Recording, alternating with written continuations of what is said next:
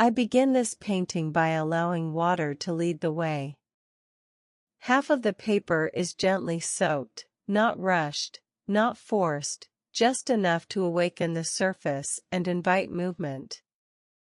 Water spreads quietly, creating a space where color will later decide its own direction.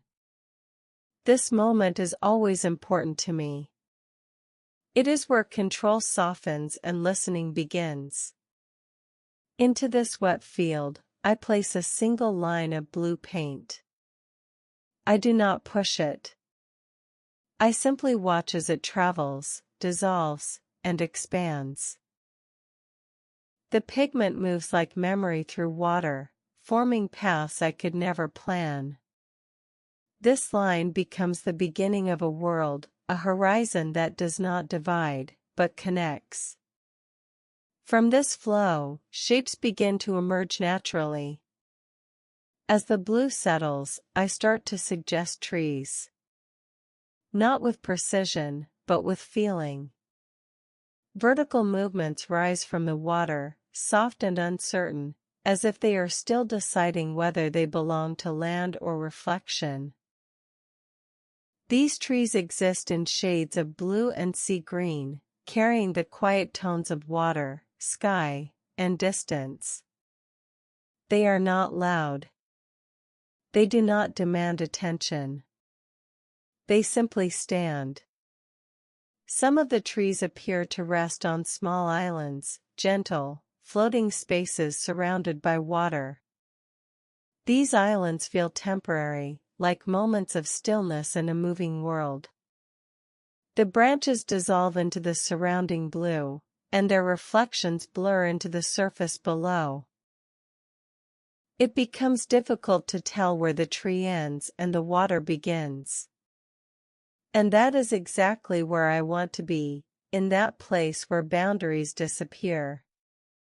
I continue to work within this limited palette of blues, turquoise, and marine green. These colors hold depth without heaviness.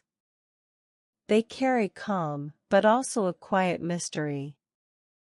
Each brushstroke is light, almost hesitant, allowing transparency to remain. I want the painting to breathe. I want space to exist between forms, like silence between thoughts. The water continues to shape the scene. Some areas bloom softly, others retreat. I accept every movement as part of the conversation.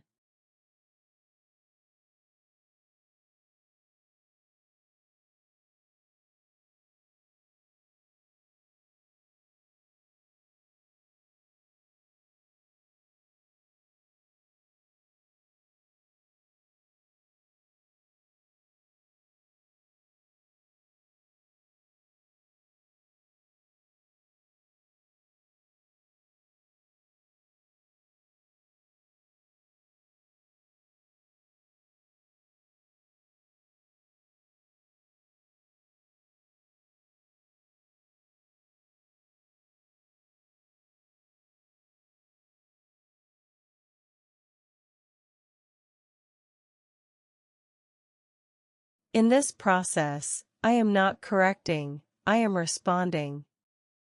The painting becomes a mirror of stillness, a reflection of something internal rather than something seen.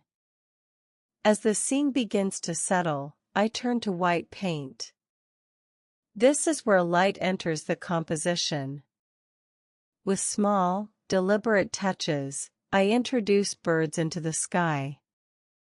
They are simple, just suggestions, gentle marks that imply motion rather than describe it. These birds are not destinations. They are transitions. They remind me of freedom, of breath, of quiet movement through open space. I add fine white strokes here and there, allowing them to catch on the textured paper. These marks feel like wind, like distant waves, like fleeting thoughts passing through awareness. They do not define the scene, they soften it. They add rhythm without noise. Finally, I load my brush with white paint and tap it gently against another brush. Small splashes scatter across the surface, like mist, like light rain, like stars falling into water. This is a moment of trust. The splatters land where they choose. I do not guide them. I allow them to complete the story in their own language. At this stage, the painting feels whole.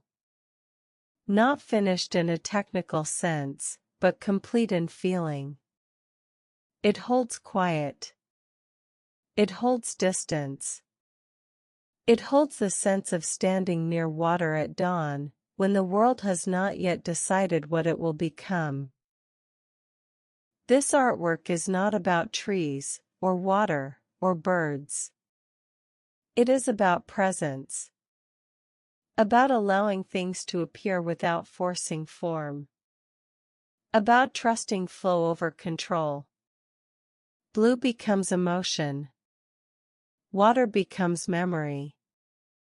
Silence becomes structure. When I step back, I do not look for perfection. I look for honesty. In these soft blues, these dissolving trees, these quiet white marks, I find a reflection of stillness. Something gentle, something unspoken, something that continues even after the brush is set down. This is how the painting reveals itself. Slowly. Quietly. Like a dream remembered not by image but by feeling.